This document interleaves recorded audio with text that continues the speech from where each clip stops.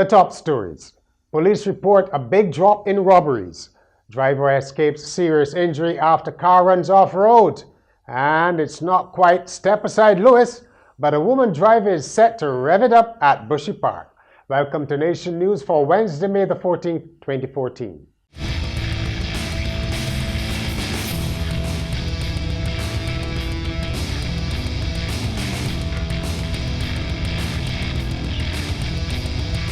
The police are reporting that most categories of crime are down by almost a quarter, well, 24% overall. Acting Commissioner of Police Tyrone Griffith, who delivered the good news that might surprise some Barbadians, has commended his staff for their hard work. Among areas falling in big numbers are robberies, theft from the person, as well as residential and commercial burglaries. They are all showing declines of between 32 and 63%. Mr. Griffith said police believe they have solved 8 of the 10 murders committed this year, and officers are well on the way to solving 1 more. We have been able to solve most of the very serious crimes occurring through Barbados. This has been due to a collaborative effort of all, but led by the investigative and intelligence wings of the force. Our emphasis has been on intelligence-led policing, and this has paid great dividends.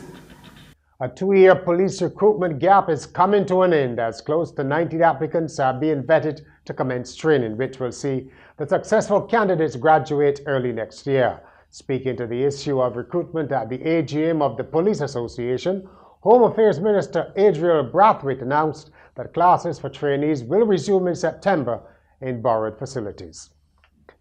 A driver lost control of his car and ran off the road into a cane field in Windsor, St. George. He was not seriously injured, but had to be removed from his vehicle by emergency personnel. The accident occurred at around 8 o'clock in the morning.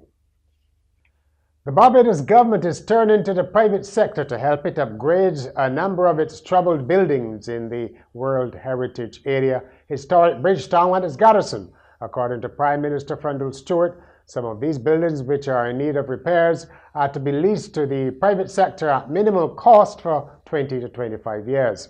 As part of the agreement, the people in charge of the buildings would be required to bring them back into an economic use within a specified time period, after which the buildings would then be returned to the government at a peppercorn rate. The online ticketing service TicketPal has signaled its intention to be a socially responsible company through a partnership with the Child Care Board. CEO Orlando Newton said the company was hoping to raise as much as $100,000 in 3 years to support the board's program, the reintegration of children from institutional care. TicketPal representatives donated the first check for just over $10,000 at the Child Care Board's office at Cheapside. The money was raised through a concert held on March 29th at the Garfield Sobers Gymnasium, which featured American singer Tasha Cobbs and Carling Davis of Jamaica. Barbados' exports to the United States under the CBI, a long-standing duty-free program for the Caribbean, have shown a sharp decline. The figures were delivered to a trade conference hosted by the U.S. Embassy by U.S.-based trade attorney Andrea Hewitt. She said the percentage of exports by Barbados to the U.S. had fallen by 17 to 7% between 2010 and 2012. She said possible reasons for the decline include a lack of awareness and the challenge of food safety and animal and plant health measures, some of which Caribbean nations have regarded as tough. The hawksbill turtle is already a critically endangered species, so it is somewhat distressing when one is lost in the manner of a morning incident at Fitzvillage St. James. Carla Daniel, the Deputy Field Director of the Barbados Turtle Project, told Nation News it was unfortunate the female turtle suffered in the way it did after its head became trapped between a fence bottom and tree root, a couple of meters from shore after its debut nesting attempt. She most likely had come up to nest during the night last night, got wedged, and had been there for a number of hours until the morning. So it's either a case where the neck was broken or the neck was, or she slowly suffocated because of the constriction on her airway.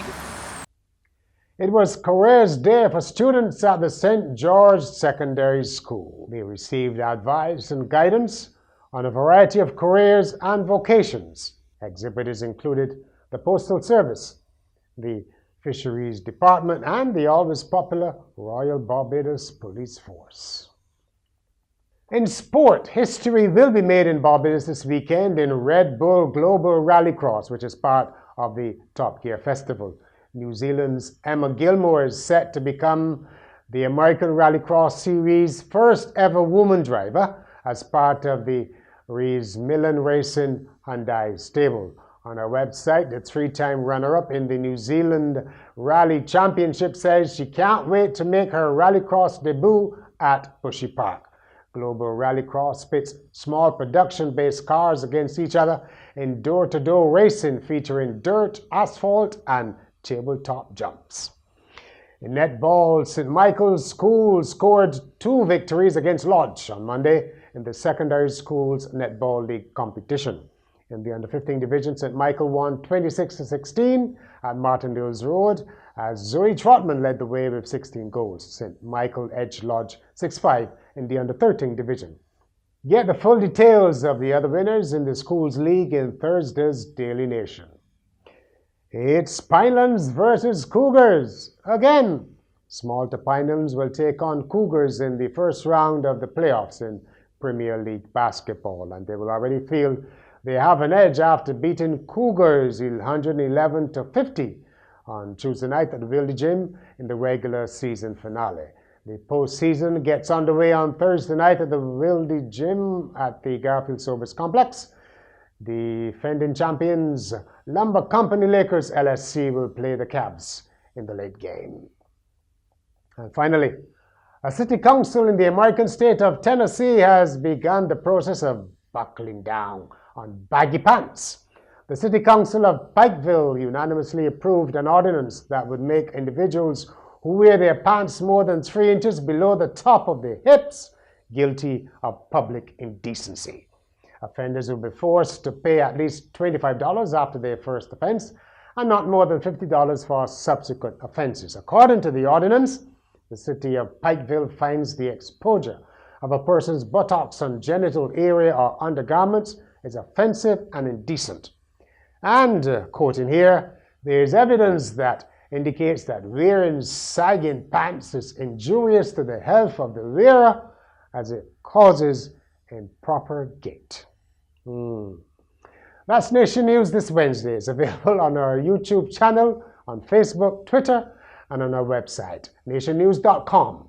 Your news, your time, your way.